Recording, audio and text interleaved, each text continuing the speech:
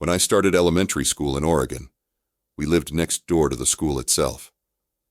My father worked as a farmhand for a grower near Salem, and in harvest season, we picked green beans and strawberries in huge fields with hundreds of other families.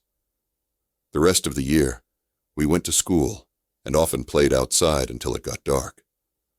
Our house and the school ground were surrounded on three sides by huge cornfields owned by Mr. Graves, who lived nearby. While the cornfields were growing, Mr. Graves would move his irrigation boom from one section to another, and my little sisters and I would run through the water spray screaming with delight. His harvesting machines would travel methodically through the fields to gather the ripe corn, and we found that the machine would often leave dozens of ears still on the stalks.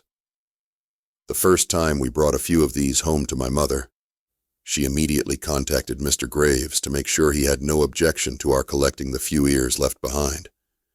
He told my mother he didn't have a problem with us keeping what the machines didn't take. Finding healthy ears of yellow corn became like discovering treasure to us. More importantly, it helped supplement our food supply. Something as children growing up in a poor family, we didn't realize we needed to do. Did Mr. Graves realize he was helping his neighbors by putting free food on their table? Perhaps. I'd like to think we weren't the only family he was helping. That was in the 60s, and the world was having issues like civil rights protests, the Vietnam War, Martin Luther King, and the Cuban Missile Crisis, but it seemed like where we lived, neighbors were more generous and more helpful. People would pull over if you had car problems. No one was afraid of people walking down the road. Children could ride their bikes around the neighborhood, because every mom was watching out for every child. Everyone waved at each other and smiled and said, "How do you do?" to strangers. I know there must have been some crime, but we rarely heard about anything happening where we lived. It usually happened in the big cities.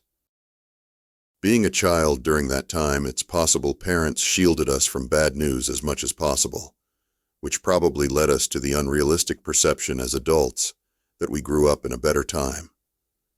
Still, it would be wonderful if neighbors today treated each other with the same concern and care, sharing with each other, looking out for one another, taking time to smile and listen to each other.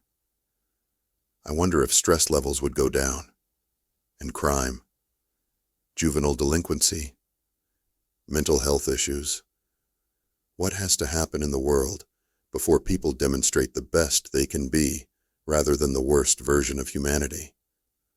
As bad as things are getting, I'd like to think it's still possible for each of us to be that good neighbor.